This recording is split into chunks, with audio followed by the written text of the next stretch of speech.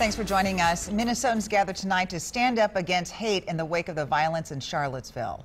We want to have a good, united, spirited, but loud march. We want people to hear us all the way in Virginia. Yeah! Tonight's march started outside of the Minneapolis Republican Party headquarters on Franklin Avenue. Police estimate around 200 people marched downtown near City Hall, where they did block light rail and traffic. The group says it is a show of solidarity with the group that was counter-protesting a weekend rally of white supremacists in Virginia. Police say 20-year-old Alex Fields Jr. plowed his car into the counter-protesters on Saturday, killing 32-year-old Heather Hare and injuring 19 others. Peter Tefft of Fargo was one of the white supremacists rallying against the planned removal of a Confederate statue in Charlottesville Friday night. His father wrote to the local paper today saying his son is no longer welcome to family events.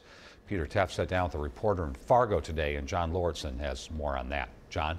Frank, Peter Tefft calls himself a pro-white activist who went to Charlottesville to demonstrate against the removal of a Robert E. Lee statue. He calls it upholding free speech, but his family doesn't see it that way.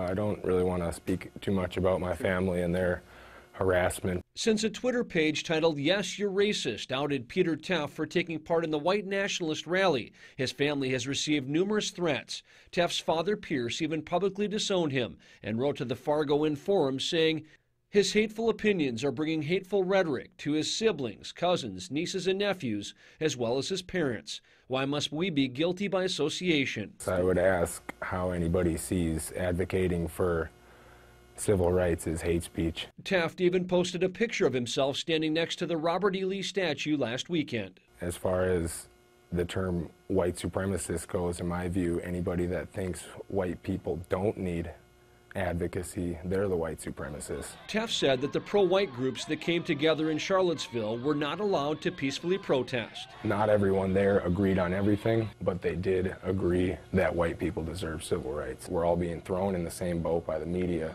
and that's why we all need to stand together. But as far as his family goes, Tefft will stand alone. His father added, "My son is not welcome at our family gatherings any longer. I pray my prodigal son will renounce his hateful beliefs and return home. We do not, never have, and never will accept his twisted worldview." In that letter, Tefft's father wrote that his beliefs were not learned at home. He also asked Peter to renounce hate and to become more accepting and loving of people. Frank? Pretty insightful, John. Thank you.